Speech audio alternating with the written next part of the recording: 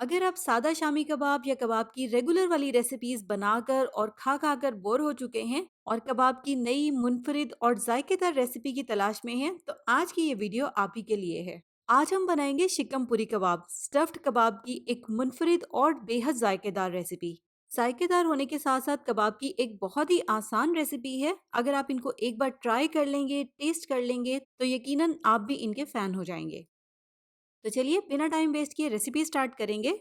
अस्सलाम वालेकुम, मैं हूँ Sadia Uzair. Welcome back to Sadia Uzair's kitchen. Video को लाइक शेयर और मेरे यूट्यूब चैनल को सब्सक्राइब भी ज़रूर कीजिएगा, क्योंकि आपको मिलेंगी मेरे चैनल पर इस तरह की बहुत सारी मज़े मज़े की नई नई क्रिएटिव और ऑथेंटिक रेसिपीज़।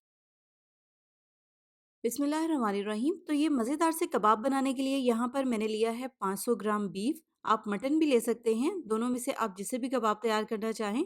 यहाँ पर जैसे कि आप देख रहे हैं कि गोश्त के ऊपर थोड़ा थोड़ा सा फैट भी है। अगर इस तरह से फैट होगा तो कबाब ज़्यादा सॉफ्ट और जूसी बनेंगे।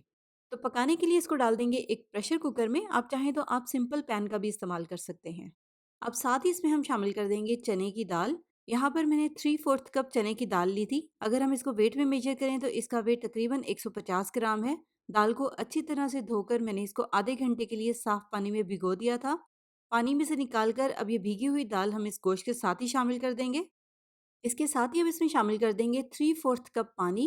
3/4 कप से आपने बिल्कुल भी ज़्यादा पानी शामिल नहीं करना, वरना कबाब का मिक्सचर बहुत ज़्यादा सॉफ्ट हो जाएगा। साथ ही इसमें जाएंगे स्पाइसेस। 1 चाय का चम्मच कुटी हुई लाल मिर्च, 1 चाय का चम्मच काली मिर्च का पाउडर, आधा चाय का चम्मच गरम मसाला पाउडर, 1 चाय का चम्मच भुना और कुटा हुआ जीरा, 1 चाय का चम्मच हल्दी पाउडर, सवा चाय का चम्मच या हस्बे जायका नमक, 2 से 3 हरी मिर्चें अपने टेस्ट के मुताबिक ऐड करें, 1 खाने का चम्मच भर के अदरक लहसुन का पेस्ट और एक छोटे साइज का प्याज इस तरह से रफली चॉप करके ऐड कर देंगे। सारी चीज़ों को एक बार बहुत अच्छी तरह से मिक्स कर लेंगे। अब हमने इसको प्रेशर कुकर में किस तरह से पकाना है। प्रेशर कुकर को बंद कर देंगे और स्टार्ट में इसके नीचे फ्लेम को हाई रखेंगे ताकि इसमें जल्दी से प्रेशर बन जाए। जैसे ही इसमें प्रेशर बन जाएगा तो फिर फ्लेम को इसके नीचे बिल्कुल हल्का कर देंगे, जैसे कि दम वाली आंच होती है। दम वाली आंच पर इसको कम से कम 20 से 25 मिनट के लिए पकने देंगे। प्रेशर बनने के बाद आपने फ्लेम को इसके नीचे बिल्कुल भी तेज़ नहीं रखना, वरना फिर आपका ये जो मिक्सर है ये जल सकता है। अब यहाँ पर 20 से 25 मिनट के बाद बिल्कुल हल्की आंच पर प्रेशर में पकाने के बाद आप देखें इसकी कंडीशन कुछ इस तरह की हो जाएगी। यहाँ पर आप देखें ये अच्छी तरह से पक गया है, लेकिन इसमें बिल्कुल भी एक्स्ट्रा पानी नहीं है। लेकिन अगर इसमें थोड़ा सा भी पानी हो इस पॉइंट पर, तो फिर आपने हाई फ्लेम पर पहले इसको पकाकर अच्छी तरह से ड्राई करना है और उसके बाद इसको रूम टेम्परेचर पर पहले अच्छे से ठंडा होने देंगे। फिर उसके बाद इसको पीसने के लिए इस तरह से एक इलेक्ट्रिक चॉपर में डाल देंगे। इसके अलावा इलेक्ट्रिक चॉपर में साथ ही शामिल कर देंगे थोड़ा सा हरा धनिया, ताकि ये भी कीमे में अच्छी तरह से मिक्स हो जाए, और 1 चाय का चम्मच चाट मसाला पाउडर। तो बस सारी चीज़ों को अच्छी तरह से पीस कर कंबाइन कर लेंगे। देखिए इस तरह से हमें इसको बिल्कुल बारीक पीसना है। यहाँ पर आपने एक बात का ध्यान रखना है कि कबाब का मिक्सचर ज़्यादा सॉफ्ट नहीं होना चाहिए, वरना फिर कबाब बनाते हुए बहुत प्रॉब्लम होगी। इसलिए इसको पकाते हुए पानी इसमें बहुत एहतियात के साथ शामिल करें, ताकि आपका मिक्सचर एक्स्ट्रा सॉफ्ट ना हो। तो कबाब के इस मिक्सचर को अच्छी तरह से पीसने के बाद अब इसमें हम मिक्स करेंगे 2 अंडे। अगर इन केस गलती से यहाँ पर कबाब का मिक्सचर एक्स्ट्रा सॉफ्ट हो जाए और उसको आपको हैंडल करना मुश्किल हो, तो फिर आप उसमें थोड़े से ब्रेड क्रम्स शामिल कर दें और थोड़ी देर के लिए उसको फ्रिज में रख दें, ताकि ब्रेड क्रम्स एक्स्ट्रा मॉइस्चर को अच्छी तरह से एब्जॉर्ब कर लें। तो यहाँ पर अंडे इसमें अच्छी तरह से मिक्स हो गए हैं। तो अब इसे हमने कबाब तैयार करने हैं, लेकिन उससे पहले हमने इसके लिए एक बहुत ही ज़बरदस्त सी स्पेशल स्टफिंग तैयार करनी है। और इसी स्पेशल स्टफिंग की वजह से इन कबाबों का जो टेस्ट है वो नेक्स्ट लेवल पर चला जाता है। ये मज़ेदार और स्पेशल सी स्टफिंग बनाने के लिए यहाँ पर मैंने 150 ग्राम दही को इस तरह से छलनी में डालकर 2-3 घंटे के लिए रख दिया था, ताकि इसमें से एक्स्ट्रा पानी निकल जाए।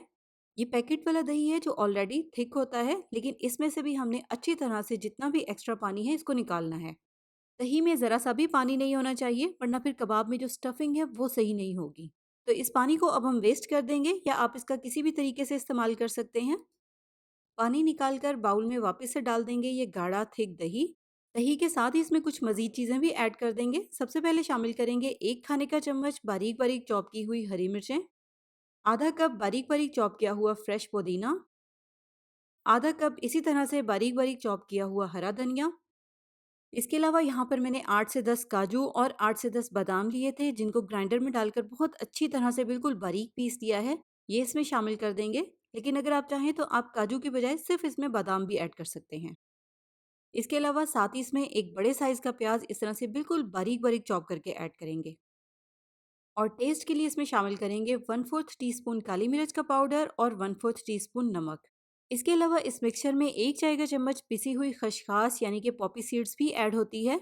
लेकिन वही बात है कि कुछ कंट्रीज में वो बैन होती है, इसी वजह से मैंने भी इसमें ऐड नहीं की। अगर आपको आसानी के साथ मिले तो आप ऐड कर दें, वरना फिर आप स्किप कर दें।